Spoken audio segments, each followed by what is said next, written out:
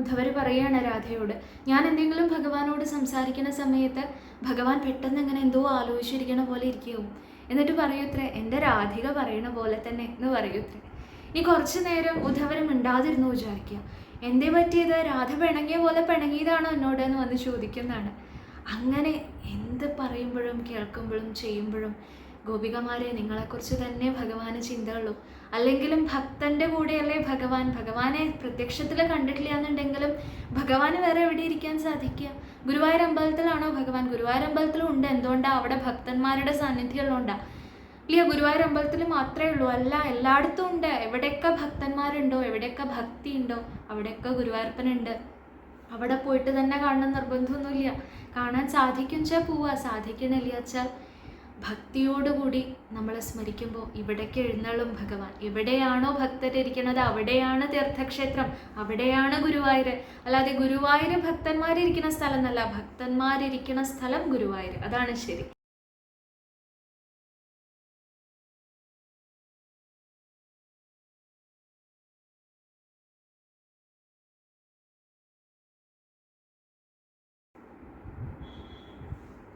ഹരേ കൃഷ്ണ. എല്ലാ സജ്ജനങ്ങൾക്കും നമസ്കാരം. ഇന്ന് നമ്മൾ നാരായണീയത്തിലെ 76-ാമത്തെ ദശകം ഭഗവാന്റെ കാൽക്കൽ സമർപ്പിക്കാൻ ശ്രമിക്കുകയാണ്. ഉദ്ധവദൂത് എന്ന് പറയുന്ന പ്രകരണമാണ് ഈ ദശകത്തിൽ വരുന്നത്. കാര്യമായിട്ട് ഈ ഭാഗവതെ ഭഗവാന്റെ കാൽക്കൽ ഭംഗിയായി സമർപ്പിക്കാൻ സജ്ജനങ്ങൾ അനുഗ്രഹിക്കണമെന്ന് പ്രാർത്ഥിക്കുകയാണ്. അഖിലാനപരാധാന്മേ ക്ഷമസ്വ കരുണാനിധേ പ്രസീദ മദ്ഗുരോ നാഥ ജനകായ നമോ നമ. നിൽക്കട്ടെ പെറ്റുനോവിൻ കഥ, രുചി കുറയും കാലമേറും ചടപ്പും പൊയ്ക്കോട്ടെ. കൂട്ടിടേണ്ട മലമതിലൊരു കൊല്ലം കിടക്കും കിടപ്പും. നോക്കുമ്പോൾ ഗർഭമാകും വലിയ ചുമടെടുക്കുന്നതിൻ കൂലി പോലും. തീർക്കാവല്ലെത്ര യോഗ്യൻ മകനും അതു നിലയ്ക്കുള്ളൊരമ്മേ തൊഴുന്നിൻ. വക്രതുണ്ട മഹാകായ സൂര്യകോടി സമപ്രഭ, നിർവിഘ്നം കുരു മേ ദേവ സർവകാര്യേഷു സർവദാ. ഗുരുവര കരുണാലേശമുണ്ടെന്നു വന്നാൽ ഒരുവനും ഒരു കാര്യം സാധ്യമല്ലാതെയുണ്ടോ? പരമതിലൊരു ദൈവം മറ്റെനിക്കില്ല പാർത്താൽ, പരമശിവനതാം ആചാര്യനെ കൈ തൊഴുന്നേൻ. ഓം ജനകായ നമ, ഓം ജനന്യേ നമ, ഓം ഗം ഗണപതയേ നമ, ഓം ഗും ഗുരുഭ്യോ നമ. പീതാംബരം കരവിരാജിത ശംഖചക്രകൗമോദകീ സരസിജം കരുണാസമുദ്രം രാധാസഹായം അതിസുന്ദരമന്ദഹാസം. വാതാലയേശമനിശം ഹൃദി ഭാവയാമി. ഗുരുവായൂരപ്പാ ശരണം. 76-ാമത്തെ ദശകത്തിൽ ഉദ്ധവദൂത് എന്ന് പറയുന്ന പ്രകരണമാണ് പറയുന്നത്. 75 ദശകങ്ങൾ ഇതിനോടകം നമ്മൾ ഭഗവാന്റെ കാൽക്കൽ സമർപ്പിച്ചു. ഏകദേശം നാരായണീയം സമർപ്പിക്കാറായി അല്ലേ, കഴിയാറായി. അവസാനത്തെ ഭാഗത്തിലാണ് നമ്മളിപ്പോൾ നിൽക്കുന്നത്. ഉദ്ധവദൂത് പറയുക എന്ന് പറഞ്ഞാൽ അത്ര എളുപ്പമുള്ള കാര്യമല്ല. കാരണം ആ ഗോപികമാരുടെ മഹാത്മ്യം, അവരുടെ കൃഷ്ണപ്രേമം, അവരുടെ ആ ഭക്തിയുടെ ആ ഒരു എന്താ പറയുക ശ്രേഷ്ഠത, അതെടുത്ത് കാണിക്കുന്ന ഭാഗമാണ് ഉദ്ധവദൂത്. ഭാഗവതത്തിലെ ഭ്രമരഗീതം ഒക്കെ വരുന്ന ഒരു ഭാഗമാണ്. അതിനെക്കുറിച്ച് പറയാൻ എത്രത്തോളം ഭംഗിയായിട്ട് സാധിക്കും എന്നറിയില്ല. എന്നാലും ഭഗവാൻ അനുഗ്രഹിക്കുന്നത് പോലെ അല്ലേ, നമുക്ക് ഈ ഒരു 75 ദശകങ്ങളും അതെ, ഇനി അങ്ങോട്ടുള്ളതും അതെ. രാസക്രീഡ പറയുമ്പോൾ പറഞ്ഞതുപോലെ തന്നെ ഭഗവാൻ തീരുമാനിക്കുന്നതിനനുസരിച്ച് നമ്മുടെ കഴിവ് പോലെ എന്താണെന്ന് വെച്ചാൽ പറയണമെന്ന് മാത്രമേ ഉള്ളൂ. അല്ലാതെ ഒരു പ്രത്യേക കഴിവ് അല്ലെങ്കിൽ അതിനുള്ള യോഗ്യതയൊക്കെ ഉണ്ടോയെന്ന് ചോദിച്ചാൽ അതിന് ഉത്തരം പറയാൻ എനിക്കറിയില്ല. ഗോപികമാരുടെ മാഹാത്മ്യം ഉദ്ധവനടക്കം പറയാൻ സാധിക്കുന്നില്ല. നീ ഈ ദശകത്തിൻ്റെ അവസാനത്തിൽ കാണാം. ആ ഗോപികമാരെ നമസ്കരിക്കാനല്ലാണ്ട് അവരുടെ ആ ഒരു ഭക്തിയുടെ മാഹാത്മ്യം പറയാൻ ഉദ്ധവന് പോലും യോഗ്യത ഇല്ല എന്നാണ് അദ്ദേഹം പറയുന്നത്. ഭഗവാന്റെ ഉറ്റ സുഹൃത്തായിട്ടുള്ള സന്തത സഹചാരിയായിട്ടുള്ള ഉദ്ധവൻ അങ്ങനെയാണ് പറയണത് എന്നുണ്ടെങ്കിൽ, അത് കഴിഞ്ഞ് അനേകം വർഷങ്ങൾക്ക് ശേഷം ഈ കഥ എഴുതിയ മെൽപ്പത്തൂരും സാധിക്കില്ല ഗോപികമാരുടെ ഭക്തിയുടെ മുൻപിൽ അത് നമസ്കരിക്കുകയല്ലാണ്ട് പറയാൻ സാധിക്കില്ല എന്ന് മെൽപ്പത്തൂര് അദ്ദേഹത്തിനെ പോലെയുള്ള പണ്ഡിതശ്രേഷ്ഠൻ അത് പറയണമെന്നുണ്ടെങ്കിൽ, ഇന്നും ഭാഗവത കഥ പറയണ ആചാര്യന്മാർ അത്രയധികം ജ്ഞാനവും ഭക്തിയും തികഞ്ഞ ആചാര്യന്മാർ, അല്ലെ? ഭഗവാന്റെ കാരുണ്യം സരസ്വതി ദേവി നിത്യം നാവലെ വിളങ്ങണ അങ്ങനെയുള്ള ആ ഗുരു ഭൂതന്മാർ അവർ പറയണു ഗോപികമാരുടെ മഹാത്മ്യം പറയാൻ സാധിക്കില്ല. അങ്ങനെയൊക്കെയുള്ള അത്രയും വലിയ മഹാത്മാക്കൾ അത് പറയുമ്പോൾ എങ്ങനെയാണ് ഒരറിവില്ലാത്ത ഞാൻ അത് പറയാൻ അറിയില്ല. എന്നാലും നാരായണീയം മനസ്സിലാക്കിയതിനനുസരിച്ച് ഈ ഒരു ദശകവും നമുക്ക് സമർപ്പിക്കണമല്ലോ ഈ ഒരു ഉദ്യമത്തിൽ. അപ്പോൾ ഏറ്റവും വിനമ്രതയോടുകൂടി ഭഗവാന്റെ അനുഗ്രഹം ഉണ്ടാവണേ, സജ്ജനങ്ങളുടെ അനുഗ്രഹം ഉണ്ടാവണേ എന്ന് ആഗ്രഹിച്ചുകൊണ്ട് പറയാൻ ശ്രമിക്കുകയാണ്. 76ാമത്തെ ദശകം. കഴിഞ്ഞ ദശകത്തിൽ നമ്മൾ പറഞ്ഞു കംസനെ ഭഗവാൻ വധിച്ചു. തൻ്റെ മാതുലനായിട്ടുള്ള ദുഷ്ടനായിട്ടുണ്ടായിരുന്ന ആ മധുരയിലെ രാജാവ് അദ്ദേഹം സജ്ജനങ്ങളെ ഉപദ്രവിച്ചു. ലോകത്തിലെ അധർമ്മം അദ്ദേഹം അനേകം പ്രവർത്തിച്ചു. ഭൂമിക്ക് വളരെയധികം ബുദ്ധിമുട്ടുണ്ടായി.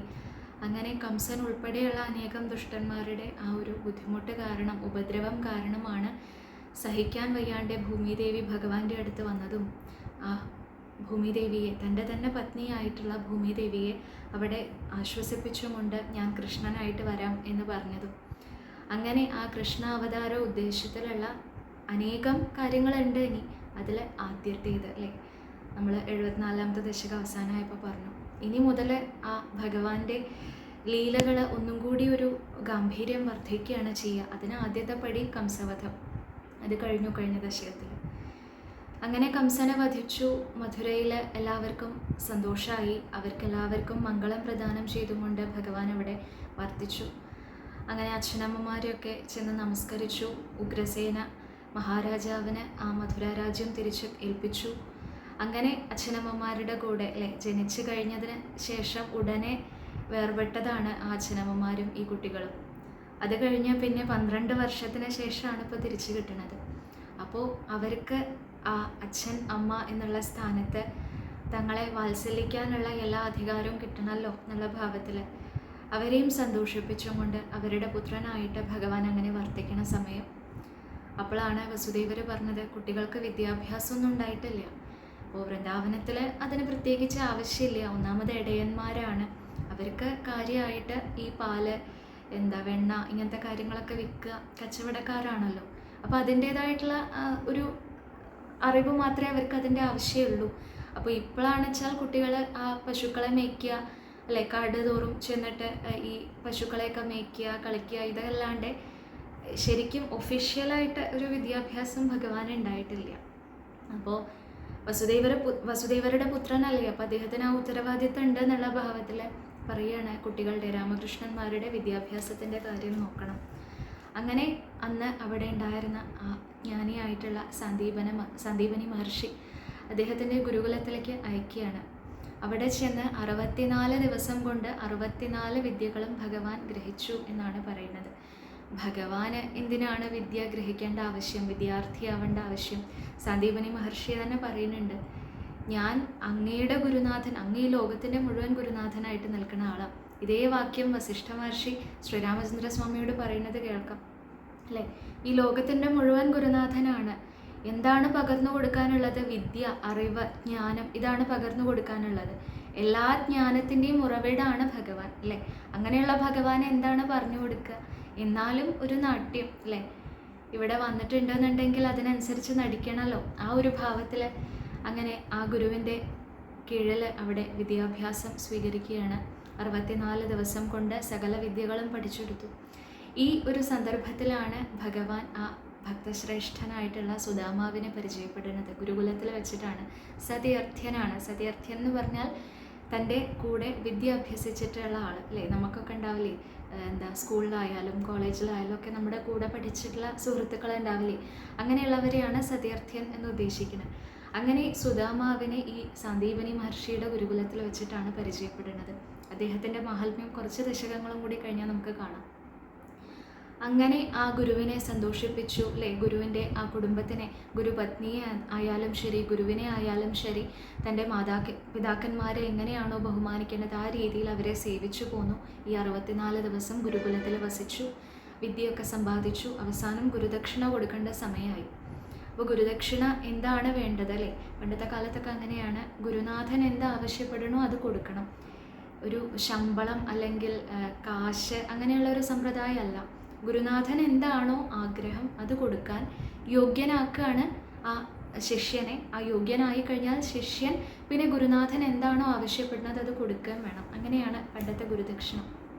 അപ്പോൾ ഇദ്ദേഹത്തിന് പ്രത്യേകിച്ചൊന്നും ആവശ്യമില്ല. അദ്ദേഹത്തിന് ഭഗവാനിൽ നല്ല ഭക്തിയുള്ള ആളാണ്, എല്ലാറ്റിലും തൃപ്തി ഉള്ള ഒരാളാണ്, തൃപ്തി കാണുന്ന ഒരാളാണ്.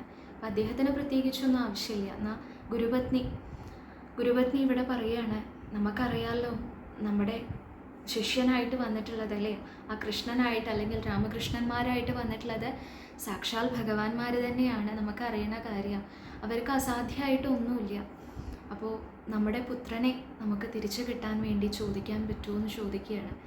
അപ്പോൾ എന്താ കഥ എന്ന് വെച്ചാൽ, ഇദ്ദേഹത്തിൻ്റെ പുത്രൻ സാന്ദീപനി മഹർഷിയുടെ പുത്രൻ പണ്ട് ഉണ്ണിയായിട്ടിരിക്കുന്ന സമയത്ത് പ്രഭാസ തീർത്ഥത്തിൽ കുളിക്കാൻ പോയതാണ്. ആ കുളിക്കാൻ പോയ സമയത്ത് പെട്ടെന്ന് കാണാണ്ടായി. പിന്നെ ആ കുട്ടിയെ കിട്ടിയിട്ടില്ല. അന്ന് നഷ്ടപ്പെട്ടതാണ് ഈ അച്ഛനമ്മമാർക്ക് ആ കുട്ടിയെ. അപ്പോൾ ആ ഉണ്ണിയെ തിരിച്ചു കിട്ടുമോ? അപ്പോൾ സാന്ദീപനി മഹർഷി പറഞ്ഞു, ഉണ്ണി മരിച്ചു എന്നല്ലേ നമ്മൾ ധരിച്ചിട്ടുള്ളത്, പിന്നെ കിട്ടിയിട്ടില്ല, വന്നിട്ടില്ല. അപ്പോൾ എങ്ങനെയാണ് മരിച്ച ഒരാളെയൊക്കെ തിരിച്ചു ചോദിക്കുക? അപ്പോഴും ആ ഗുരുപത്നി പറയണില്ല, ഒരു ഭഗവാന്റെ ഗുരു എന്നുള്ള സ്ഥാനത്തിൽ സാമർഥ്യം കാണിച്ച് ചോദിക്കണം എന്നല്ല, ദക്ഷിണയായിട്ട് അങ്ങനെ ചോദിക്കണം എന്നല്ല. പക്ഷെ ഭഗവാൻ അസാധ്യമായിട്ട് എന്താ ഉള്ളത്? ഈ ഭഗവാന്റെ ആ ഒരു കടാക്ഷം, ആ അമൃത വീക്ഷിക്കണ ആ നേത്രങ്ങൾ അല്ലേ, ആ നേത്രങ്ങളെ കൊണ്ട് ഒന്ന് നോക്കിക്കഴിഞ്ഞാൽ എന്താണ് അസാധ്യമായിട്ടുള്ളത്? പണ്ട് പാലാഴി മഥനം കഴിഞ്ഞ ഉടനെ ദേവാസുര യുദ്ധം ഉണ്ടായി. ദേവന്മാർക്കും അനേകം പേർക്ക് അവിടെ ആ യുദ്ധത്തിൽ മൃതി സംഭവിക്കുന്നുണ്ട്. അല്ലെങ്കിൽ ആ പാലാഴി മഥനത്തിന് തൊട്ട് മുൻപുള്ള ആ സമയത്തൊക്കെ അനേകം സന്ദർഭങ്ങളിൽ നമുക്ക് കാണാം ദേവന്മാർക്ക് അങ്ങനെ ആ മൃതി സംഭവിക്കുന്ന സമയത്ത് ഭഗവാന്റെ ആ ഒരു വീക്ഷണം കൊണ്ട്, അമൃത വീക്ഷിണ്യ എന്നാണ് പറയുക, കണ്ണുകളിലാണ്, ഭഗവാന്റെ കണ്ണുകളിലാണ് അമൃതമുള്ളത്. മറ്റുള്ള ഭക്തന്മാർക്കൊന്നും ആ മറ്റേ അമൃതം എന്ന് പറയില്ലേ, നമ്മൾ സുധാകുംഭം എന്ന് പറയൂലേ, ദേവന്മാർ ആസ്വദിക്കണ അമൃത്, അത് കഴിച്ചു കഴിഞ്ഞാൽ മൃതി ഇല്ല എന്ന് പറയണ ആ അമൃത എന്തിനാന്നാ ചോദിക്കുന്നത്. ഭാഗവതം പറയുമ്പോൾ പറയും, സുധാകുംഭം എന്തിനാണ്? ഭഗവാന്റെ കഥകളായിട്ടുള്ള അമൃതം നമ്മുടെ കയ്യിലുണ്ട്, പോരാ ഭഗവാന്റെ നേത്രങ്ങളിൽ തന്നെ അമൃതാണ് ഉള്ളത്. ആ ഭഗവാൻ ഒന്ന് വീക്ഷിക്കുമ്പോഴേക്കും മരിച്ച ആളെ എണീറ്റ് വരണമെന്നുണ്ടെന്നുണ്ടെങ്കിൽ എന്തുകൊണ്ട് സാധിക്കില്ല? നമുക്കൊന്ന് ചോദിച്ചൂടെ എന്ന് ചോദിക്കുകയാണ്. അങ്ങനെ ആ പത്നിയുടെ ആഗ്രഹപ്രകാരം ഭഗവാനോട് ഗുരുദക്ഷിണയായിട്ട് തൻ്റെ മരിച്ചുപോയ പുത്രനെ തിരിച്ചു കൊണ്ടുവരാൻ പറ്റുമോ എന്ന് ചോദിക്കുമ്പോൾ ഭഗവാൻ സന്തോഷിക്കുകയാണ്. അല്ലേ, ആ അച്ഛനമ്മമാർക്ക്, ഗുരുവിനും ഗുരുപത്നിക്കും എന്താണോ ആഗ്രഹം അത് സാധിച്ചു കൊടുക്കുക എന്നുള്ളത് തൻ്റെ ധർമ്മമാണ് എന്നുള്ള ഭാവത്തിൽ പറയണു. ശരി, ഞാൻ കൊണ്ടുവരാം എന്നവിടെ വാക്ക് കൊടുത്തുകൊണ്ട് ഭഗവാൻ ചെല്ലുകയാണ്. അങ്ങനെ ആ പ്രഭാസ തീർത്ഥത്തിൻ്റെ അവിടെ ചെന്നു. വരുണദേവനെ സ്മരിച്ചു എന്നാണ്. വരുണദേവൻ തൊഴുകൈകളോടുകൂടി വന്നു. കുറച്ച് ദശകങ്ങൾ മുൻപ് നമ്മൾ കണ്ടതാ, നന്ദഗോപരെ ആ വരുണ പാർഷദന്മാർ കൊണ്ടുപോയപ്പോൾ ഭഗവാൻ ചെന്നു വരുണലോകത്തേക്ക്. വരുണൻ അവിടെ ഗംഭീരമായിട്ട് സ്വീകരിക്കുന്നുണ്ട്, അച്ഛനെ തിരിച്ചു കൊടുക്കുന്നുണ്ട് അല്ലേ. അപ്പോൾ ഭഗവാൻ എല്ലാറ്റിലും ഉപരിയാണ് അല്ലേ, എല്ലാ ദേവന്മാർക്കും അധിപനാണ്, എല്ലാവരുടെയും നാഥനാണ്. അങ്ങനെയുള്ള ഭഗവാൻ വന്നു കഴിഞ്ഞാൽ എന്താ സംശയം? വരുണദേവൻ വന്ന് നമസ്കരിക്കുകയാണ്. നമസ്കരിച്ചിട്ട് വരുണദേവനോട് ചോദിക്കുകയാണ്, ഇങ്ങനെ എൻ്റെ ഗുരുപുത്രനെ ഇങ്ങനെ നഷ്ടപ്പെട്ടിട്ടുണ്ടായിരുന്നു പ്രഭാസ തീർത്ഥത്തിൽ, അപ്പോൾ തിരിച്ചു കിട്ടണം, എന്താ വഴിയെന്ന് ചോദിച്ചപ്പോൾ പറയുകയാണ്, അവിടെ ശംഖരൂപിയായിട്ടുള്ള ഒരു അസുരൻ അന്ന് വിഴുങ്ങുകയാണ് ചെയ്തത് ഈ കുട്ടിയെ. അപ്പോൾ അങ്ങനെയാണ് മൃതി സംഭവിച്ചതെന്ന് പറഞ്ഞപ്പോൾ ആ സമുദ്രത്തിൻ്റെ ഉൾത്തടത്തേക്ക് ചെന്നിട്ട് ആ ശംഖരൂപിയായിട്ടുള്ള ആ അസുരനെ അവിടെ, പഞ്ചജൻ എന്നാണ് അദ്ദേഹത്തിൻ്റെ പേര്, അങ്ങനെ അദ്ദേഹത്തിനെ വധിച്ച് അദ്ദേഹത്തിൻ്റെ ഉള്ളിൽ നിന്ന് ആ ശംഖ എടുത്തു. അതാണ് പാഞ്ചജന്യം, ഭഗവാന്റെ ശംഖ പാഞ്ചജന്യം. അങ്ങനെ ആ വധിച്ചതിന് ശേഷവും കുട്ടിയെ കിട്ടിയില്ല. അപ്പോൾ പിന്നെ യമധർമ്മ മഹാരാജാവിൻ്റെ അടുത്തേക്ക് ചെല്ലുകയാണ്, കാലൻ്റെ അടുത്തേക്ക് ചെന്ന് ചോദിക്കുകയാണ്, ആ ഉണ്ണി എവിടെയെന്ന് ചോദിച്ചപ്പോൾ സന്തോഷത്തോടു കൂടി കാലൻ അവിടെ തിരിച്ചു കൊടുക്കുകയാണ് ആ ഗുരുപുത്രനെ. അങ്ങനെ ആ ഗുരുപുത്രനെയും കൊണ്ട് ഭഗവാൻ ആ സാന്ദീപനി മഹർഷിയുടെ അടുത്ത് ചെന്ന് ആ ഗുരുവിനെയും ഗുരുപത്നിയെയും അവിടെ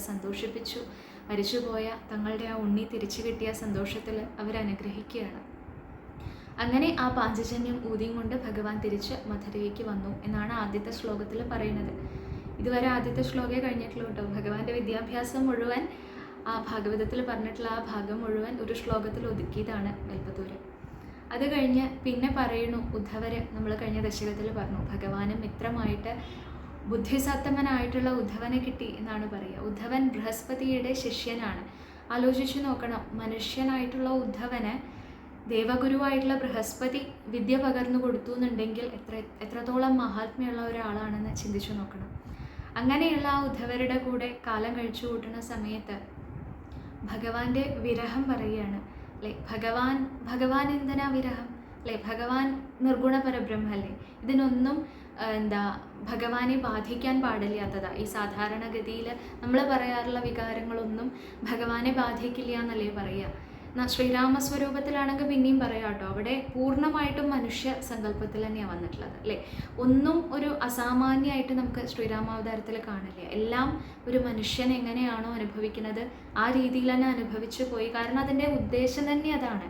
ഒരു മനുഷ്യനായി ജനിച്ചു കഴിഞ്ഞാൽ എങ്ങനെയാവണം എന്നുള്ളതിനെ ഉപമ കാണിച്ചുകൊണ്ട്, ഉദാഹരണം കാണിച്ചും കൊണ്ടാണ് ശ്രീരാമ അവതാരം. പക്ഷേ ശ്രീകൃഷ്ണാവതാരം അങ്ങനെയല്ല, പൂർണ്ണാവതാരമാണ്. ആദ്യം മുതലേ അസാമാന്യ പ്രവൃത്തികളെ കാണാൻ സാധിക്കുള്ളൂ. ശ്രീരാമചന്ദ്രസ്വാമി ദുഷ്ടന്മാരെ നിഗ്രഹിച്ചിട്ടുണ്ട്. എങ്ങനെയാണ്? തൻ്റെ ഗുരുവിൻ്റെ അടുത്തുനിന്ന് പഠിച്ചിട്ടുള്ള ആയോധന കല ഉപയോഗിച്ച് ആ ആയോധന കലയിലൂടെ ദുഷ്ടന്മാരെ നിഗ്രഹിക്കുക ചെയ്തിട്ടുള്ളത്. കൃഷ്ണൻ അങ്ങനെയാണോ? അല്ല. ആദ്യം മുതലേ പൂതനയെ വധിച്ചത് മുതലേ അസാമാന്യമായിട്ട് മാത്രമേ നമുക്ക് കാണാൻ സാധിക്കുള്ളൂ. കാളിയമർദ്ദനായാലും ശരി, ഗോവർദ്ധനോദ്ധാരണമായാലും ശരി, ഭഗവാൻ അങ്ങോട്ട് സ്മരിക്കുമ്പോഴേക്കും വരുന്ന ദശകങ്ങളിലെ കഥകൾ നമുക്ക് കാണാം. ഭഗവാൻ സ്മരിക്കുമ്പോഴേക്കും തൻ്റെ സുദർശന ചക്രം വരണു, നിഗ്രഹം നടത്തണു, ഇതൊക്കെ നമുക്ക് കാണാൻ സാധിക്കും. ഇതൊന്നും ശ്രീരാമ അവതാരത്തിൽ കാണില്ല.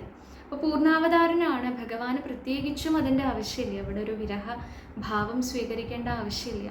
പക്ഷേ തൻ്റെ ഭക്തന്മാർക്ക് വേണ്ടി എന്തും അഭിനയിക്കാൻ താൻ തയ്യാറാണെന്നുള്ള ഭാവത്തിലല്ലേ. പ്രഹ്ലാദൻ്റെ കഥ പറയുമ്പോൾ നമ്മൾ പറഞ്ഞതാ, പ്രഹ്ലാദൻ എന്നുള്ള 5 വയസ്സുകാരനായിട്ടുള്ള ഉണ്ണിക്ക് വേണ്ടിയിട്ട് താൻ ഉഗ്രരൂപം സ്വീകരിച്ച് അല്ലേ. ഭഗവാന് ക്രോധമുണ്ടോ? ക്രോധമൊന്നുമില്ല. മേൽപ്പത്തൂർ മനസ്സിലാക്കി പറയുന്നുണ്ട്, ഏവം നാടിത രൗദ്ര ചേഷ്ടിത വിഭോ എന്നാണ് പറയണത്. അങ്ങയുടെ നാടകമാണ് ഈ രൗദ്രം അല്ലേ. ആ ഭക്തന് വേണ്ടിയിട്ട് അതും താൻ നടിക്കാം എന്നുള്ള ഭാവത്തിലാണ് വന്നിട്ടുള്ളത്. പിന്നെ പറഞ്ഞിട്ടില്ലേ, രാമപുരത്ത് വാര് പറയുന്നില്ലേ, ഭഗവാൻ ആ സുധാമാവിനെ കാണുന്ന സമയത്ത് ചിന്താമര കണ്ണനുണ്ടോ കരഞ്ഞിട്ടുള്ളൂ എന്നുള്ള ആ ഭംഗിയേറിയ വരികൾ അല്ലേ. ഭഗവാൻ എങ്ങനെയാ ദുഃഖം ഉണ്ടാവുക? ദുഃഖമൊന്നുമില്ല ഭഗവാന്. പക്ഷെ ആ ഭക്തനെ അങ്ങോട്ട് കാണുമ്പോൾ ഭഗവാനടക്കം ആ ഭക്തനോടുള്ള സ്നേഹം കാരണം അവിടെ ആ വികാരങ്ങളെ പ്രകടിപ്പിക്കുക എന്നുള്ള ഭാവത്തിലാണ് ഇവിടെ കാണിക്കുന്നത്. ഇവിടെ എന്താ ഭഗവാന് വിരഹം? ഗോപികമാരെ ആലോചിച്ചിട്ടാണെന്നാണ്. ഗോപികമാരെ വിട്ടുപിരിഞ്ഞതിന് ശേഷം തൻ്റെ ഉത്തമ ഭക്തകളാണല്ലേ, നിഷ്കളങ്കമായിട്ടുള്ള ഭക്തിയാണ് അവരുടേത്. ഭഗവാനെക്കുറിച്ച് മാത്രം ചിന്തിച്ചും കൊണ്ടുള്ള ജീവിതം. അങ്ങനെയുള്ള ആ ഭക്തന്മാരെ വെടിഞ്ഞിരിക്കുക എന്ന് പറഞ്ഞാൽ ഭഗവാനായാലും ബുദ്ധിമുട്ട് തന്നെയാണെന്ന് കാണിക്കുകയാണ്. അപ്പോൾ അങ്ങനെ ആ വിരഹം നന്നായി അനുഭവിച്ചും കൊണ്ട് അവരും അതേ അവിടെ അനുഭവിക്കുന്നുണ്ട്. കൃഷ്ണനെ ഇനി എന്നാ കാണാൻ സാധിക്കുക അല്ലേ. ആ കൃഷ്ണലീലകൾ ചിന്തിച്ചും കൊണ്ട്, സ്വരൂപം ചിന്തിച്ചും കൊണ്ട്, കൃഷ്ണനുമായി ബന്ധപ്പെടുത്തി കാണുന്ന ഓരോ കാര്യങ്ങളും അല്ലേ. യമുനാ നദി കണ്ടു കഴിഞ്ഞാൽ അവർക്ക് ആ യമുനാ നദിയിൽ ഭഗവാൻ കാളിയൻ്റെ മേലെ നർത്തനം ചെയ്ത ആ ഒരു ഭാവം ഓർമ്മ വരണം. ഗോവർദ്ധന പർവ്വതം കാണുമ്പോൾ ഈ ഗോവർദ്ധന പർവ്വതത്തിനെ തൻ്റെ വിരലിൻ്റെ മുകളിൽ ആ പൊന്തിച്ച് നിന്നില്ലേ 7 ദിവസം, ആ ഒരു ഭാവമാണ് ഓർമ്മ വരുന്നത്. ഇങ്ങനെ ഗോകുലത്തിലെ ഓരോ മണൽത്തരികൾ കാണുമ്പോഴും അവർക്ക് ഭഗവാനെ മാത്രമേ ഓർമ്മ വരുന്നുള്ളൂ. അങ്ങനെ തന്നെ ചിന്തിച്ചിരിക്കുന്ന ആ ഗോപികമാർ അവരെ ഒന്ന് ആശ്വസിപ്പിക്കണ്ടേ. അവർക്കിപ്പോൾ വലിയ ദുഃഖമാണ് അല്ലേ, തന്നെ പിരിഞ്ഞു നിൽക്കുന്ന ദുഃഖമാണ് അവർക്ക്. അങ്ങനെ അവർ ദുഃഖിക്കാൻ പാടില്ല. എന്നെക്കുറിച്ച് തന്നെ ചിന്തിച്ചിരിക്കണം, എൻ്റെ ഭക്തന്മാർക്ക് ഒരിക്കലും ദുഃഖം അനുഭവിക്കാൻ പാടില്ല. അപ്പോൾ അവരെ ആശ്വസിപ്പിക്കണം എന്ന് വിചാരിച്ചിട്ട് തൻ്റെ ആ സുഹൃത്തായിട്ടുള്ള ഉദ്ധവനെ അങ്ങോട്ട് അയക്കുകയാണ്. ഇവിടെ 2 ഉദ്ദേശമാണെന്നാണ് പറയുക. ഒന്ന്, ഗോപികമാരെ ആശ്വസിപ്പിക്കാൻ നല്ലത് ഉദ്ധവന. ഭഗവാൻ തന്നെ തിരിച്ചു പോയാൽ ഭഗവാന് പിന്നെ ഇങ്ങോട്ട് വരാൻ പറ്റില്ല അല്ലേ. അവിടെ നിന്ന് പോവും ഭഗവാൻ. അവരുടെ ആ ഭക്തിയുടെ മുൻപിൽ അവിടെ സ്വാധീനിക്കപ്പെട്ടിട്ട് അവിടെ നിന്ന് പോവും ഭഗവാൻ. എന്നാൽ ഭഗവാൻ അങ്ങനെ നിൽക്കാൻ പറ്റുമോ? പറ്റില്ല. ഭഗവാനെ കാത്ത് അനേകം ഉത്തരവാദിത്തങ്ങൾ ഇനി നിൽക്കുന്നുണ്ട് അല്ലേ. ഇനി ദശകങ്ങൾ ഓരോന്ന് ചൊല്ലുമ്പോൾ നമുക്ക് കാണാൻ സാധിക്കും. അപ്പോൾ ആ കാര്യങ്ങളൊക്കെ ചെയ്യണം, തൻ്റെ ധർമ്മം അനുഷ്ഠിച്ചേ തീരൂ. അപ്പോൾ തനിക്ക് താൻ പോയാൽ ബുദ്ധിമുട്ടാവും. ഇനി പോയാലും അവിടെ നിന്ന് കഴിഞ്ഞാലും എത്ര ദിവസം നിൽക്കും, എന്തെങ്കിലും തിരിച്ചു പോരേണ്ടി വരും. പോന്നു കഴിഞ്ഞാൽ വീണ്ടും ഇതേ ദുഃഖം ഇതിലേറെ തീവ്രതയോടുകൂടി അവരനുഭവിക്കും. അപ്പോൾ അത് വേണ്ട, താൻ ചെല്ലണ്ട, തൻ്റെ ആ സുഹൃത്തായിട്ടുള്ള ഭൃത്യനായിട്ടുള്ള ആ ഉദ്ധവനെ അയക്കാമെന്ന് വിചാരിച്ചു എന്നൊരു ഭാവം. ഇനി വേറൊരു കാര്യം കൂടി ഉണ്ടെന്നാ, ഉദ്ധവന് കുറേശ്ശെ, അധികമില്ല, കുറേശ്ശെ ഒരു അഹങ്കാരം അല്ലേ. ഏത് സമയവും ഭഗവാൻ തൻ്റെ കൂടെയാണ്. അപ്പോൾ തൻ്റെ ഭക്തിയിൽ ഭഗവാൻ സന്തോഷിക്കുന്നുണ്ട്. താൻ വലിയ ഭക്തനാണ് അല്ലേ, തൻ്റെ കൂടെ ഇരിക്കാനാണ് ഭഗവാൻ ഇഷ്ടം. പണ്ട് ഗോപികമാർക്കും ഇതേ ഒരു ഭാവം വന്നിരുന്നു. അന്നും ഭഗവാൻ അത് തീർത്തു കൊടുത്തിട്ടുണ്ട്. ഇവിടെ ഉദ്ധവനും അങ്ങനെ ഒരു ഭാവം വരുന്നുണ്ട്, താൻ ഭക്തനാണെന്നുള്ള ഒരു ഭാവം വരുന്നുണ്ട്. എന്നാൽ ഉദ്ധവൻ കണ്ടിട്ടില്ല, യഥാർത്ഥ ഭക്തി എന്താണെന്ന് ഉദ്ധവൻ കണ്ടിട്ടില്ല. അത് കാണിച്ചു കൊടുക്കാം എന്നുള്ള ഭാവത്തിലും കൂടിയാണ് ഗോപികമാരുടെ അടുത്തേക്ക് ഉദ്ധവരെ തന്നെ അയക്കുന്നത്. അങ്ങനെ ആ ഉദ്ധവർ പുറപ്പെട്ടു ഭഗവാന്റെ ഇഷ്ടപ്രകാരം. സന്ധ്യാസമയം ആയ സമയത്ത് അവിടെ അമ്പാടിയിലെത്തി എന്നാണ് പറയുന്നത്. ഭഗവാന്റെ ആ ലീലകളെല്ലാം ഉണ്ടായിട്ടുള്ള ആ അമ്പാടി അല്ലേ. ഓരോ മണൽത്തരിക്കും കഥ പറയാനുണ്ടെന്ന് അറിയാം ഭക്തന്മാർ. എല്ലാവർക്കും, ഓരോ പുല്ലിനും, മണൽത്തരിക്കും, വൃക്ഷങ്ങൾക്കും, ചെടികൾക്കും, പുഷ്പങ്ങൾക്കും എല്ലാവർക്കും കഥ പറയാനുണ്ട് ഗോകുലത്തിൽ. ഭഗവാനുമായിട്ട് അവർക്ക് വന്ന ബന്ധത്തിനെ കുറിച്ചുള്ള കഥകൾ അല്ലേ. ഭഗവാൻ ഇവിടെയാണ് ഓടിക്കളിച്ചത്, ഭഗവാൻ ഇങ്ങനെയാണ് വികൃതി കാണിച്ചത് അല്ലേ. ഭഗവാന്റെ മുരളീഗാനത്തിനെ കുറിച്ച് എല്ലാ വസ്തുക്കൾക്കും, ജീവനില്ലാത്ത വസ്തുക്കൾക്ക് പോലും അവിടെ ഭഗവാനെക്കുറിച്ച് കഥകൾ പറയാനേ ഉള്ളൂ. അപ്പോൾ ആലോചിച്ച് നോക്കൂ, അച്ഛനമ്മമാർക്ക് എത്ര കഥ പറയാനുണ്ടാവും. ആദ്യം ചെന്നത് യശോദാഗ്രഹത്തിലേക്കാണ്.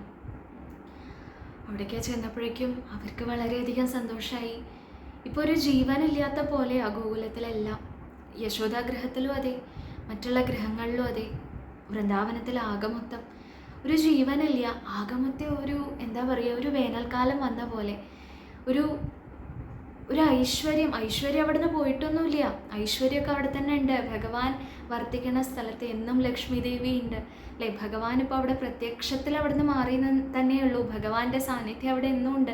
അതല്ലേ ഇന്നും വൃന്ദാവനത്തിനെ ഒരു പുണ്യഭൂമിയായിട്ട് കരുതുന്നതും, ഇത്രയും വർഷങ്ങൾക്ക് ശേഷം അതേ ആൾക്കാർ അവിടെ ഭക്തന്മാർ ചെന്നിട്ട് പൂജിക്കുന്നതും ഒക്കെ അതുകൊണ്ട് തന്നെയാണ്. എന്നാലും ഭഗവാന്റെ ആ സാന്നിധ്യം, ആ കളി, ചിരി, അതവിടെ നിന്ന് അങ്ങോട്ട് പോയപ്പോഴേക്കും എന്തോ ഒരു അഭാവം അവിടെ അനുഭവപ്പെടുന്നുണ്ട് എന്നാണ്. യശോദാദേവി അമ്മയാണ് അല്ലേ. ഭഗവാനെ പാലൂട്ടിയത് മുതൽ ഇത്രയും കാലം ഭഗവാന്റെ ആ വാത്സല്യം, ഭഗവാനെ അത്രയധികം സ്നേഹിച്ച ഒരമ്മ ഇന്നും ഭക്തന്മാർക്ക് പറയാൻ സാധിക്കില്ല എത്ര ഭാഗ്യം ചെയ്തു യശോദ, എന്ത് തപസ്സാണ് യശോദ ചെയ്തത് എന്നാണ് എല്ലാവരും ചോദിക്കുക അല്ലേ. അങ്ങനെയുള്ള യശോദാദേവി, നന്ദഗോപുര്, അവരുടെ ഭാവം, അവരെ എന്ത് പറഞ്ഞിട്ട് ആശ്വസിപ്പിക്കുക അല്ലേ. അവരെ എങ്ങനെയാണ് ഉദ്ധവൻ ആശ്വസിപ്പിക്കാൻ സാധിക്കുക? അവർ ഓരോരോ വസ്തുക്കളെ കാണിച്ചു കൊടുക്കണമെന്ന് ഭാഗവതത്തിൽ പറയും. നാരായണീയത്തിൽ അത് അത്ര വിസ്തരിക്കുന്നില്ല, എന്നാലും ഭാഗവതത്തിൽ പറയും ഭഗവാന്റെ ആ ഓടക്കുഴൽ, ഭഗവാൻ ഉടച്ചിട്ടുള്ള കലങ്ങൾ, ഇങ്ങനെ ഭഗവാൻ ഉടുത്തിരുന്ന വസ്ത്രങ്ങൾ, ഭഗവാന്റെ മയിൽപ്പീലി, അന്ന് ആ കുട്ടിയാവണ സമയത്ത് ഭഗവാൻ ഇങ്ങനെ ഓരോരോ വസ്തുക്കൾ, ആ വീടിൻ്റെ ഓരോ മുക്കിലും മൂലയിലും ഭഗവാൻ ആടിയിട്ടുള്ള ലീലകൾ, അതിനെക്കുറിച്ചൊക്കെ പറയാനേ അവർക്ക് സമയമുള്ളൂ. ഉദ്ധവന് മനസ്സിലാകില്ല എന്ന ഒരു രാത്രി എങ്ങനെയാണ് കടന്നു പോയതെന്ന്. ആ ഭഗവാന്റെ കഥകൾ ആ അച്ഛനമ്മമാർ പറയുന്നത് കേട്ടിട്ട് എന്ത് പറഞ്ഞിട്ടാണ് ഇവരെ ആശ്വസിപ്പിക്കുക അല്ലേ. ഭഗവാൻ കൂടെയുണ്ട്, വിഷമിക്കേണ്ട. ഭഗവാൻ ഉപദേശമൊക്കെ കൊടുത്തിട്ടുണ്ട് ഉദ്ധവന്. പക്ഷെ ഉദ്ധവൻ ആ ഉപദേശമൊക്കെ കിട്ടിയ സമയത്ത് എന്താ കരുതിയേ? വലിയ ജ്ഞാനോപദേശമാണ് കൊടുത്തിട്ടുള്ളത്. വിഷമിക്കേണ്ട ആവശ്യമില്ല, ഭഗവാന്റെ സാന്നിധ്യം എന്നും കൂടെ ഉണ്ടെന്നൊക്കെ പറഞ്ഞിട്ടുള്ളത്. ഇത് കേട്ടപ്പോൾ ഉദ്ധവനും തോന്നി, തനിക്കിതൊക്കെ പറയാൻ സാധിക്കും അല്ലേ, തനിക്ക് അത്യാവശ്യം അറിവും ബുദ്ധിയൊക്കെ ഉണ്ട്, ഭക്തിയൊക്കെ ഉണ്ട്, എന്തുകൊണ്ട് സാധിക്കില്ല എന്ന് വിചാരിച്ചിട്ടാണ് ഉദ്ധവൻ ഇറങ്ങി പുറപ്പെട്ടത്. ഇവിടെ അച്ഛനമ്മമാരെ കണ്ടപ്പോഴേക്കും തന്നെ ഉദ്ധവന് തോന്നുകയാണ് വേണ്ടിയില്ലായിരുന്നു, ഞാൻ എന്ത് പറഞ്ഞിട്ടാണ് ഇവരെ ആശ്വസിപ്പിക്കുക. എന്നാലും ആ അച്ഛനമ്മമാരല്ലേ, അദ്ദേഹത്തിന് മനസ്സിലായി എന്നാ ഉദ്ധവന്, അവർക്ക് ഒരിക്കലും ആ ഒരു ദുഃഖം, യഥാർത്ഥത്തിൽ ആ ഒരു വിരഹം അവരനുഭവിക്കുന്നില്ല. കാരണം അവരുടെ ചുറ്റും കാണുന്നതിലെല്ലാം ആ കൃഷ്ണനെ തന്നെയാണ് അവർ ആസ്വദിക്കുന്നത്. അവരുടെ പ്രാണൻ വെടിയണത് വരെ അത് അങ്ങനെ തന്നെ നടക്കും ചെയ്യുള്ളൂ. അപ്പോൾ അവരെ പ്രത്യേകിച്ചൊന്നും ആശ്വസിപ്പിക്കേണ്ട കാര്യമില്ല.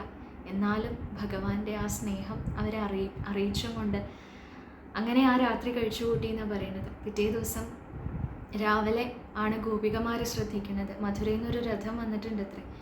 പണ്ടിങ്ങനെ ഒരു രഥം വന്നിട്ടാണ് തങ്ങളുടെ സർവസ്വവും ആയിട്ടുള്ള കൃഷ്ണനെ കൊണ്ടുപോയത് അക്രൂരം വന്നപ്പോൾ. ഇന്നിപ്പോൾ ആരാ വന്നിട്ടുള്ളത്? രഥത്തിൻ്റെ ആ ഒരു ഗാംഭീര്യവും കേമത്വവും ഭംഗിയൊക്കെ കണ്ടപ്പോൾ ഇനി കൃഷ്ണൻ തന്നെ വന്നതാണോ, വാക്കനുസരിച്ച് തിരിച്ചു വരുന്നല്ലേ പറഞ്ഞിരുന്നത് എന്ന് വിചാരിച്ച് അവർ നോക്കുമ്പോൾ അല്ല, ആരോ പറഞ്ഞു കൃഷ്ണനല്ല, കൃഷ്ണൻ്റെ കൂടെയുള്ള ഏതൊരു കൂട്ടുകാരനാത്രേ വന്നിട്ടുള്ളത്. കുറച്ചൊരു നിരാശയായി. എന്നാലും കൃഷ്ണൻ്റെ വർത്തമാനം പറയാനല്ലേ വന്നിട്ടുണ്ടാവുക, കൃഷ്ണൻ്റെ വാർത്ത വിവരം എന്തെങ്കിലും അറിയാമല്ലോ എന്ന് വിചാരിച്ചിട്ട് അവർ ആ യശോദാഗൃഹത്തിലേക്ക് പോയി എന്നാണ് പറയുന്നത്. അവിടെ പോയപ്പോൾ ഉദ്ധവനെ കണ്ടപ്പോൾ ഉദ്ധവന് ഗോപികമാരെ നമസ്കരിക്കണോ, ഗോപികമാർക്ക് ഉദ്ധവനെ നമസ്കരിക്കണോ മനസ്സിലായില്ല എന്ന്. ഗോപികമാരുടെ ആ ഒരു കൃഷ്ണപ്രേമം അതവർ പറയേ ചോദിക്കുകയോ ഒന്നും വേണ്ട, അവരുടെ ആ ഭാവം അവരെ അങ്ങോട്ട് ഒരു നിമിഷം കണ്ടപ്പോൾ തന്നെ ഉദ്ധവർക്ക് മനസ്സിലായി എന്നാണ്, ഭക്തോത്തമകളാണ് എന്നുള്ള കാര്യം. ഉദ്ധവനെ കണ്ടപ്പോൾ എങ്ങനെയാ ആ മയിൽപ്പീലിയും ഓടക്കുഴലും പീതാംബരവും ഒക്കെ ഒന്ന് മാറ്റി വെച്ച കൃഷ്ണൻ എങ്ങനെയാ അതേപോലെയാണെന്നാ. ഉദ്ധവരെക്കുറിച്ച് പറയും, ഭഗവാൻ ഒരു ദിവസം ഉടുത്ത വസ്ത്രമാണത്രേ, ആ നിർമാല്യമാണത്രേ പിറ്റേ ദിവസം ഉദ്ധവൻ ഉടുക്കുക. അങ്ങനെയാണ്, അത്രയും ഭക്തിയുള്ള ആളാണ് ഉദ്ധവൻ. അപ്പോൾ ആ ഭഗവാന്റെ തന്നെ സദൃശനായിക്കൊണ്ട് ഭഗവാനോട് രൂപസാദൃശ്യമുള്ള ആ ഉദ്ധവനെ കണ്ടപ്പോൾ പെട്ടെന്ന് ഭഗവാനെ ഓർമ്മ വന്നു, ഭഗവാന്റെ ലീലകൾ ഓർമ്മ വന്നു, ഭഗവാൻ തങ്ങളുടെ കൂടെ ആ ചെലവഴിച്ചിട്ടുള്ള സമയം അവർക്ക് ഓർമ്മ വന്നു. അവർക്ക് കുറച്ചു നേരം ഒന്നും പറയാൻ സാധിച്ചില്ല എന്നാ, തൊണ്ടാകെ ഇടറിയും കൊണ്ട് ഒന്നും പറയാൻ സാധിച്ചില്ല. പിന്നെ ആ രോമാഞ്ചത്തോടു കൂടി ഗദ്ഗതത്തോടു കൂടി അവർ പറഞ്ഞു തുടങ്ങുകയാണ്. നാരായണീയത്തിൽ 2 ശ്ലോകമേ ഉള്ളൂ.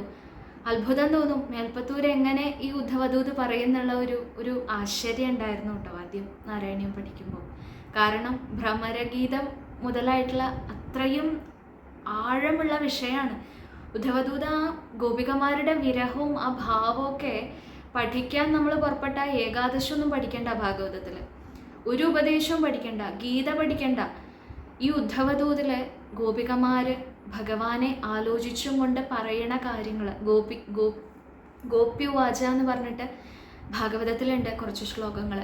അത് പഠിച്ചാൽ മതി. അതിൻ്റെ ഒരു ആഴം അറിയാൻ ശ്രമിച്ചാൽ തന്നെ എല്ലാവിധ ജ്ഞാനങ്ങളും വൈരാഗ്യവും എല്ലാം നമുക്ക് ഉണ്ടാവും എന്നുള്ളതാണ്. ഭക്തി നേടണം എന്ന് ആഗ്രഹമുള്ളവരെ ഈ ഗോപികമാരെ നമസ്കരിച്ചാൽ മതി. അത് ഉദ്ധവൻ തന്നെ പറയും.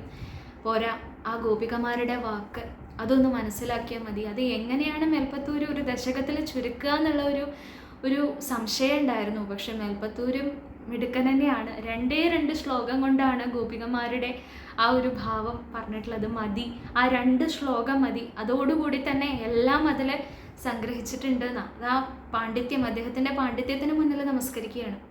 എന്തായാലും ആദ്യത്തെ ശ്ലോകത്തിൽ പറയുകയാണ്, എന്താ അങ്ങ് വന്നത്?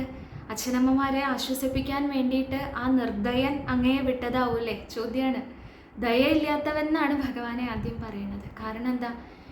ആദ്യം അവരെ ആനന്ദിപ്പിച്ചു അല്ലേ, അവർക്ക് വേണ്ട ആ അനുഗ്രഹമൊക്കെ കൊടുത്തതിന് ശേഷം പെട്ടെന്ന് അങ്ങോട്ട് അവരിൽ നിന്ന് മറഞ്ഞിട്ട് ഇനി തിരിച്ചു വരില്ല എന്ന് അവർക്കും ബോധ്യമുണ്ട്. നമ്മൾ കഴിഞ്ഞ ദശകങ്ങൾ പറയുമ്പോൾ പറഞ്ഞതാ, അച്ഛനമ്മമാരെക്കാളും ബോധ്യം ഉണ്ടായിരുന്നു ഗോപികമാർക്ക് ഭഗവാൻ പോകുമ്പോൾ ഇനി തിരിച്ചു വരില്ല എന്നുള്ള കാര്യം. എന്നാലും അവർ ആ ഭഗവാന് സന്തോഷമായിക്കോട്ടെ എന്ന് വിചാരിച്ചിട്ട് ഭഗവാനെ യാത്ര അയക്കുകയാണ് ചെയ്യുന്നത്. ഇപ്പോൾ പറയുകയാണ്, ആ മധുരയിൽ മറ്റുള്ള സുന്ദരിമാരെയൊക്കെ കണ്ടപ്പോൾ ഞങ്ങളെ മറന്നിട്ടുണ്ടാവൂലേ, അതുകൊണ്ടല്ലേ അവൻ വരാഞ്ഞത്. ഒരു ദയയില്ല അവന്, ഒരു കാരുണ്യമില്ല അവന് ഞങ്ങളെക്കുറിച്ച് ഇപ്പോൾ ഒരു ചിന്തയുണ്ടാവില്ല. ഭാഗവതത്തിൽ ഇത് പറയുന്നത്, ഒരു കരിവണ്ട ആ സമയത്ത് അവിടേക്ക് വന്നു എന്നാ, ഈ ഉദ്ധവരുമായിട്ട് ഗോപികമാർ സംസാരിക്കുന്ന സമയത്ത്. ആ ഭ്രമരത്തിനോടാണ് ഗോപികമാർ സംസാരിക്കുന്നത്. ഭ്രമരഗീതം എന്നാണ് ആ ഭാഗത്തിന് പറയുക. കറുകറുത്തുള്ള ഒരു കരിവണ്ടാണ് വന്നിട്ടുള്ളത്. കറുകറുങ്ങനെയാണ് കൃഷ്ണനും, കൃഷ്ണൻ്റെ സുഹൃത്തായിട്ടുള്ള ഉദ്ധവനും അങ്ങനെ തന്നെയാണ്. അപ്പോൾ നമ്മൾ പറയില്ലേ, എന്താ ഈ വണ്ടിനോടാണ് പറയണത്, പക്ഷേ ഉദ്ദേശിക്കുന്നത് ഉദ്ധവൻ കേൾക്കാൻ വേണ്ടിയിട്ടാണ്. ആ കൃഷ്ണൻ്റെ ആ ഒരു ദയയില്ലായ്മ, കൃഷ്ണൻ തങ്ങളോട് കാണിച്ച ക്രൂരത അല്ലേ, തങ്ങളപ്പം മറന്നിട്ടുണ്ടാവും എന്നൊക്കെയുള്ള ഭാവത്തിൽ പറയുന്നത് ആ വണ്ടിനോടാണ്. പക്ഷെ കേൾക്കണത് ഉദ്ധവനാണ്, ഉദ്ധവനോടായിട്ടാണിത് പറയണത്. നീ ഉദ്ധവനോടും അല്ല, ശരിക്കും ഉദ്ധവനോട് എന്തിനാ പറയണത്? അവിടെ ചെന്ന് ഭഗവാനോട് ഇത് പറയണം, അതിനു വേണ്ടിയിട്ടാണ്. അപ്പോൾ അങ്ങനെ ഒരു ഭാവത്തിലാണ് ഭാഗവതത്തിൽ കാണാൻ സാധിക്കുക. നല്ല ഭംഗിയുള്ളൊരു ഭാഗമാണ്. ഇവിടെ പറയുന്നു, മറന്നിട്ടുണ്ടാവും ഞങ്ങളെ, ഒരു സ്നേഹവും ഇല്ല അവന്, ഒരു കാരുണ്യവും ഇല്ല അവന്.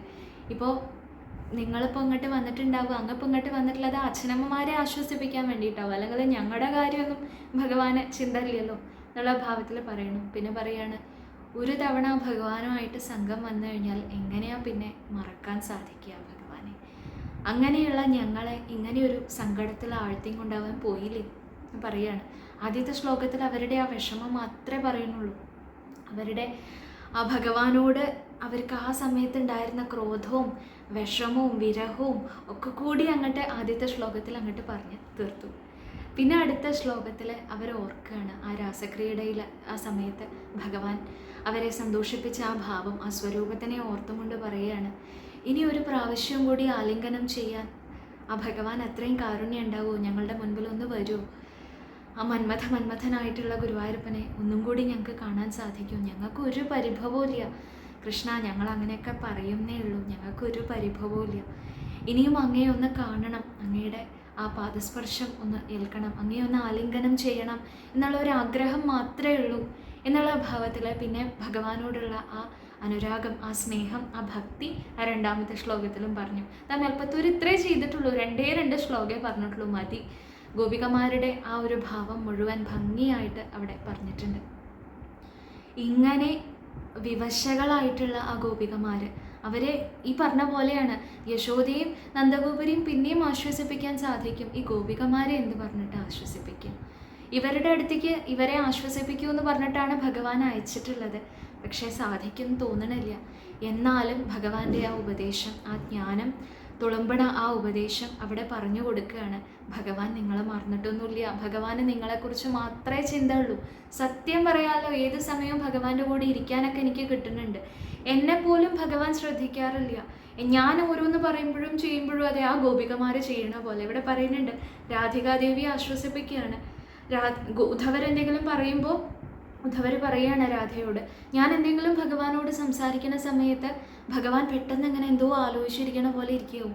എന്നിട്ട് പറയൂത്രേ, എൻ്റെ രാധിക പറയണ പോലെ തന്നെ എന്ന് പറയൂത്രേ. ഇനി കുറച്ചു നേരം ഉദ്ധവരം മിണ്ടാതിരുന്നു വിചാരിക്കുക. എന്തേ പറ്റിയത്? രാധ പിണങ്ങിയ പോലെ പിണങ്ങിയതാണോ എന്നോട് എന്ന് വന്ന് ചോദിക്കുന്നതാണ്. അങ്ങനെ എന്ത് പറയുമ്പോഴും കേൾക്കുമ്പോഴും ചെയ്യുമ്പോഴും ഗോപികമാരെ നിങ്ങളെക്കുറിച്ച് തന്നെ ഭഗവാന് ചിന്തയുള്ളൂ. അല്ലെങ്കിലും ഭക്തൻ്റെ കൂടെയല്ലേ ഭഗവാൻ. ഭഗവാനെ പ്രത്യക്ഷത്തിൽ കണ്ടിട്ടില്ല എന്നുണ്ടെങ്കിലും ഭഗവാന് വേറെ എവിടെ ഇരിക്കാൻ സാധിക്കുക? ഗുരുവായൂർ അമ്പലത്തിലാണോ ഭഗവാൻ? ഗുരുവായൂർ അമ്പലത്തിലും ഉണ്ട്. എന്തുകൊണ്ടാണ്? അവിടെ ഭക്തന്മാരുടെ സാന്നിധ്യം ഉള്ളതുകൊണ്ടാണ്. ഇല്ല, ഗുരുവായൂർ അമ്പലത്തിൽ മാത്രമേ ഉള്ളൂ? അല്ല, എല്ലായിടത്തും ഉണ്ട്. എവിടെയൊക്കെ ഭക്തന്മാരുണ്ടോ, എവിടെയൊക്കെ ഭക്തി ഉണ്ടോ, അവിടെയൊക്കെ ഗുരുവായൂരപ്പനുണ്ട്. അവിടെ പോയിട്ട് തന്നെ കാണണം നിർബന്ധമൊന്നുമില്ല. കാണാൻ സാധിക്കും വെച്ചാൽ പോവുക, സാധിക്കണില്ല വെച്ചാൽ ഭക്തിയോടുകൂടി നമ്മൾ സ്മരിക്കുമ്പോൾ ഇവിടേക്ക് എഴുന്നള്ളും ഭഗവാൻ. എവിടെയാണോ ഭക്തരിയ്ക്കുന്നത് അവിടെയാണ് തീർത്ഥക്ഷേത്രം, അവിടെയാണ് ഗുരുവായൂർ. അല്ലാതെ ഗുരുവായൂർ ഭക്തന്മാരിയ്ക്കുന്ന സ്ഥലം എന്നല്ല, ഭക്തന്മാരിയ്ക്കുന്ന സ്ഥലം ഗുരുവായൂർ. അതാണ് ശരി. അപ്പോൾ ഇവിടെ ഉണ്ട്, ഇവിടെ തന്നെയുള്ളൂ, നിങ്ങളെക്കുറിച്ച് മാത്രമേ ചിന്തിക്കുന്നുള്ളൂ. പിന്നെ പറഞ്ഞിട്ടുണ്ട് ഭഗവാൻ അനേകം കാര്യങ്ങൾ തന്നെ ചെയ്യാൻ അല്ലേ. നിങ്ങൾക്കിപ്പോൾ ഇതോടുകൂടി മനസ്സിലായിട്ടുണ്ടാവില്ലേ, ഇതിനോടൊക്കെ നിങ്ങൾക്ക് മനസ്സിലായിട്ടുണ്ടാവില്ലേ ഭഗവാന്റെ ആ മഹാത്മ്യം. ഇവിടെ വന്നിട്ടുള്ളതിന് പല കാര്യങ്ങളും ഉണ്ട്. അപ്പോൾ അതൊക്കെ നിർവഹിക്കണ്ടേ? അത് കാരണം മാത്രമാണ് നിങ്ങളുടെ അടുത്തേക്ക് ഇപ്പോൾ വരാൻ സാധിക്കാത്തത്. പക്ഷെ നിങ്ങൾ വിഷമിക്കേണ്ട ആവശ്യമില്ല എന്ന് പറയുകയാണ്. ആ ബ്രഹ്മാനന്ദം നിങ്ങൾക്ക് അനുഭവിക്കാൻ സാധിക്കും. ഭഗവാൻ പറയുകയാണ്, ബ്രഹ്മാനന്ദം നിങ്ങൾക്ക് മാത്രമേ സാധിക്കുള്ളൂ. അത് സാധിക്കുന്ന സമയത്ത് നിങ്ങൾക്ക് മനസ്സിലാവും എൻ്റെ കൂടെയുള്ള സംയോഗമായാലും വിയോഗമായാലും രണ്ടും നിങ്ങൾക്ക് തുല്യഭാവത്തിൽ നിങ്ങൾക്ക് കാണാൻ സാധിക്കും. അതിന് യോഗ്യതയുള്ള ആൾക്കാരാണ് നിങ്ങൾ. അതിന് ഭക്തിയിലൂടെ യോഗ്യത നേടിയിട്ടുള്ള ആൾക്കാരാണ് നിങ്ങൾ. അപ്പോൾ നിങ്ങൾ ഒന്നുകൊണ്ടും വിഷമിക്കേണ്ട ആവശ്യമില്ല. ഭഗവാന്റെ ആ വാക്കാണ് ഇവിടെ പറയണു. ഗോപികമാർക്ക് തൽക്കാലം ആശ്വാസമായി കുറച്ച് ദിവസം അവരോടുകൂടി നിന്ന് അവരുടെ അടുത്തുനിന്ന് ആ ഭക്തിയുടെ പാഠങ്ങൾ മനസ്സിലാക്കാൻ വേണ്ടി അവരുടെ കൂടെ സമയം ചെലവഴിച്ചു എന്നാ ഭഗവാന്റെ കഥകൾ പറഞ്ഞുകൊണ്ട് കീർത്തനങ്ങൾ പാടിക്കൊണ്ട് ഉദ്ധവർ പറയാണ്. അത്ഭുതമാണെന്നാ. ഉദ്ധവർക്ക് പോലും അത്ഭുതം തോന്നുമാറാണ് ഗോകുലത്തിലെ ഓരോ കാര്യങ്ങൾ. അവിടെയുള്ള ആൾക്കാർ, ഗോപികമാരായാലും ശരി ഗോപന്മാരായാലും ശരി, അവർ നിത്യേനുള്ള ഗൃഹകൃത്യങ്ങൾ ചെയ്യുമ്പോൾ പോലും ഭഗവാന്റെ കീർത്തനം പാടിക്കൊണ്ടാണ്. അതേപോലെ അവർ സംസാരിക്കുന്ന സമയത്ത് അവർക്ക് കൃഷ്ണനെക്കുറിച്ച് അല്ലാതെ സംസാരിക്കാനില്ല. സ്വപ്നത്തിൽ പോലും അവർ പുലമ്പണത് കൃഷ്ണകഥകൾ മാത്രമാണെന്നാണ് പറയുന്നത്. അതേപോലെ പറയണു, എന്ത് കൃത്യങ്ങൾ ചെയ്യണ സമയത്തും ആ കൃഷ്ണൻ ചെയ്ത പോലെ കൃഷ്ണൻ ചെയ്ത കാര്യങ്ങൾ ഓർത്തുമുണ്ട്. അങ്ങനെ ഗോകുലത്തിലെ വൃന്ദാവനത്തിലെ കൃഷ്ണമയമാണ് സർവവും കൃഷ്ണമയമായിട്ടാണ് അവിടെ ഉള്ളത്. ഇങ്ങനെയുള്ള ആ വൃന്ദാവനത്തിനെ കണ്ടപ്പോൾ, അവിടെയുള്ള ഗോകുലവാസികളെ കണ്ടപ്പോൾ അത്രയധികം ബഹുമാനം തോന്നി, ആദരവ് തോന്നിയെന്നാ. താൻ ഭക്തി ഉണ്ടെന്ന് വിചാരിച്ചിട്ട് ആ വൃന്ദാവനത്തേക്ക് വന്നത്. മനസ്സിലായിന്നാ തനിക്ക് ഭക്തിയൊന്നുമില്ല. ഇവരുടെ ആ കമ്പാരിസണിൽ നോക്കുമ്പോൾ അല്ലേ, ഇവരോട് ഉപമിച്ച് നോക്കുമ്പോൾ തനിക്ക് ഒന്നുമില്ല. ഇവരെ പോലെയാണ് ആവേണ്ടത് കാണിച്ചു തരികയാണ്. ഭഗവാൻ പറഞ്ഞു, എനിക്ക് അവിടെ തിരക്കുകളുള്ള കാരണമാണ് എനിക്ക് വരാൻ സാധിക്കാത്തത്. ചിലർ ചോദിക്കും, ഭഗവാൻ 16,108 വിവാഹം കഴിച്ചു. കൃഷ്ണ ഗാർഹസ്ഥ്യം പറയുമ്പോൾ പറയും 16,108 സ്വരൂപങ്ങൾ സ്വീകരിച്ചിട്ടാണ് അവരുടെ കൂടെ വർത്തിച്ചത് എന്നാണ് പറയുക. ഇവിടെ ഗോപികമാർക്ക് തന്നെ അത് അനുഭവമുണ്ട്. രാസക്രീഡയുടെ സമയത്ത് 2 കൃഷ്ണന്മാരുടെ നടുക്കൊരു ഗോപിക, 2 ഗോപികമാരുടെ നടുക്കൊരു കൃഷ്ണൻ, ഈ ഭാവത്തിലായിരുന്നു. അപ്പം അത്രയധികം സ്വരൂപങ്ങൾ സ്വീകരിച്ചിട്ടുണ്ട്. അങ്ങനെയാണെന്ന് വെച്ചാൽ മധുരയിൽ നിൽക്കുന്ന കൃഷ്ണൻ ഒരു സ്വരൂപം കൂടി സ്വീകരിച്ച് വൃന്ദാവനത്തിൽ വന്നൂടെ? വരാം. പക്ഷേ എന്തിനാണ്? അതിൻ്റെ ആവശ്യമില്ല അവർക്കെന്നാണ്. അതിനാണ് പറഞ്ഞത് ബ്രഹ്മാനന്ദം കിട്ടാൻ യോഗ്യകളാണിവർ. അപ്പോൾ ആ ബ്രഹ്മാനന്ദം സ്വീകരിക്കുന്ന സമയത്ത് അവർക്ക് മനസ്സിലാവും, വിയോഗത്തിലാണെങ്കിലും ആ കൃഷ്ണ സാന്നിധ്യം അറിയാൻ സാധിക്കുന്ന ആൾക്കാർ, അവർക്ക് പ്രത്യേകമായിട്ട് ഇവിടെ വന്ന് ഭഗവാൻ അനുഗ്രഹിക്കേണ്ട ആവശ്യമൊന്നുമില്ല. ആ ഒരു തലത്തിൽ എത്തിയിട്ടുള്ള ആൾക്കാരാണ്. അങ്ങനെയുള്ള ആ ഗോപികമാർ അവരുടെ കൂടെ ആ കുറച്ച് ദിവസം കഴിഞ്ഞപ്പോഴേക്കും ഉദ്ധവൻ്റെ ഹൃദയം ശുദ്ധമായി എന്നാണ് പറയണത്. അങ്ങനെ ആ ഉദ്ധവൻ തിരിച്ചു വരികയാണ് മധുരയ്ക്ക് വന്നിട്ട് ഭഗവാനോട് പറഞ്ഞു എന്ന്, എന്താ ഞാൻ പറയുക, ഇങ്ങനെയുള്ള ഭക്തിയുള്ളവരെ കുറിച്ച് ഇതിനു മുൻപ് കണ്ടിട്ടുമില്ല, കേട്ടിട്ടുമില്ല. എന്തിനാണ് ജ്ഞാനം, എന്തിനാണ് അറിവ്, എന്തിനാണ് തപസ്? ഇതൊക്കെ നിഷ്ഫലാണ്. ഒരു അറിവും ഇല്ലാത്ത വെറും ഇടയ പെണ്ണുങ്ങളാണ് അവർ. പക്ഷെ അവർ നേടിക്കഴിഞ്ഞു ഭഗവാനെ, അവർക്ക് കിട്ടിക്കഴിഞ്ഞു ഭഗവാനെ. അങ്ങനെയുള്ള ആ ഭക്തോത്തമകളായിട്ടുള്ള ആ ഗോപികമാരെ നമസ്കരിക്കുകയാണ്. അവരെ നമസ്കരിക്കുക അല്ലാണ്ട് ഒന്നും ചെയ്യാനില്ല.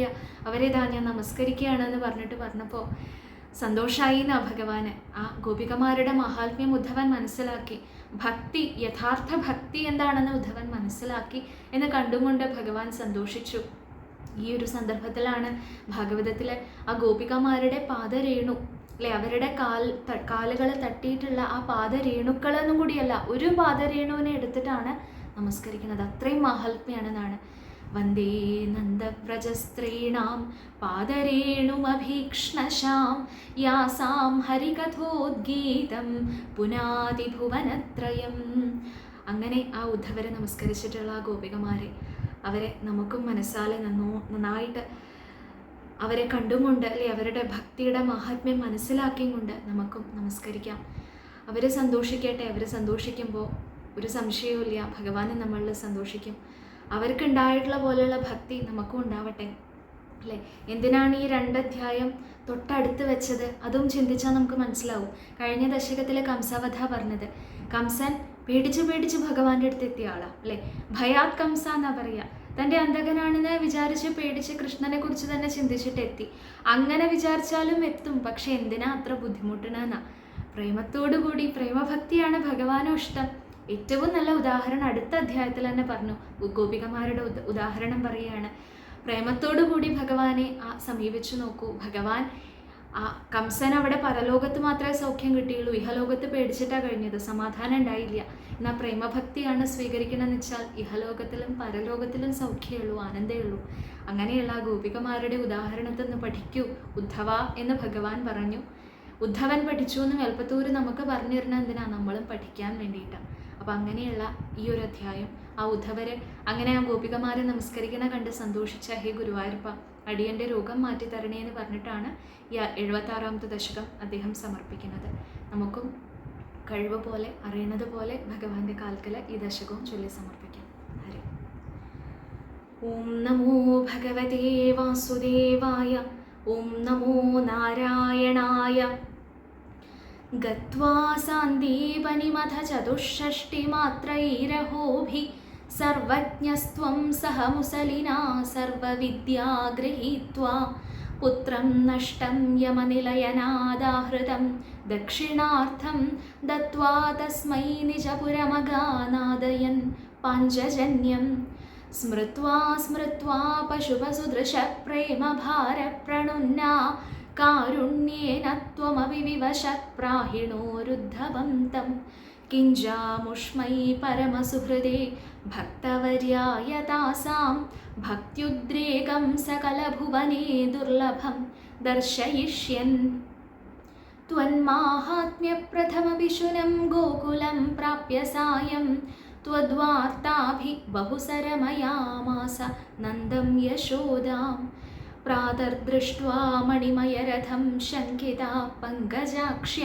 ശ്രുത്വാ പ്രാപ്തം ഭവതനുചരം ത്യക്തകാര്യാ സമീയു दृष्ट्वा चैनं त्वदुपमलसद्वेषभूषाभिरामं स्मृत्वा स्मृत्वा तव विलसितान्युच्चकैस्तानि स्थानि रुद्धालापा कथमपि पुनर्गद्गदां वाचमूचु सौजन्यादिन्निजपरभिताम् अप्यलं विस्मरन्त्य श्रीमन् किं त्वं पितृजनकृते प्रेषितो निर्दयेन क्वासौ कान्दो नगरसुदृशां हा हरे नाथपाया आश्लेषाणाममृतवचसां हन्दते चुम्बनानाम् उन्मादानां कुहकवचसां विस्मरेत् कान्दकाव रासक्रीडालुलितललितं विश्लधत्केशपाशं मन्दोद्भिन्नश्रमजलगणं लोभनीयं त्वदङ्गं कारुण्याब्धे सकृदपि समालिङ्गितुं दर्शयेति प्रेमोन्मादाद्भुवनमदन त्वत्प्रियास्त्वां विलेपु एवं प्रायैर्विवशवचनैराकुला गोपिकास्ता त्वत्सन्देशैः प्रकृतिमनयत्सोऽथ विज्ञानगर्भैः भूयस्ताभिर्मुदितमदिभिः त्वन्मयीभिर्वधूभिः तत्तद्वार्ता सरसमनयत् कानिचिद्वासराणि त्वत्प्रोद्गानैः सहितमनिशं सर्वतो गेहकृत्यं त्वद्वार्तैव प्रसरति मिथ सैव चोत्स्वाबलापा चेष्टाकार्यस्त्वदनुकृतय त्वन्मयं सर्वमेवं दृष्ट्वा तत्र व्यमुहदधिकं विस्मयादुद्धवोऽयम् राधाया मे प्रियतममिदं मत्प्रियैवं ब्रवीति त्वं किं मौनं कलयसि सखे मानिनी मत्प्रियेव इत्याद्येव प्रवदति सखि त्वत्प्रियो निर्जने माम् इत्थं वादैररमयदयं त्वत्प्रियामुत्पलाक्षीम् एष्यामिद्रागनुपगमनं केवलं कार्यभारात् विश्लेषोऽपि स्मरणदृढता सम्भवान् मास्तु खेद ब्रह्मानन्दे मिलति न चिरात् सङ्गमो वा वियोग तुल्योऽवस्यादिति तव गिरा स्वकरिन्निर्व्यथास्ता एवं भक्तिः सकलभुवने निक्षिता न श्रुता वा किं शास्त्रौघैः किमिह तपसा गोपिकाभ्यो नमोऽस्तु इत्यानन्दाकुलमुपगतं गोकुलादुद्धवं तं दृष्ट्वा हृष्टो गुरुपुरपते पाहि माम् आमयोघात् गुरुवायूरप्पा शरणम्।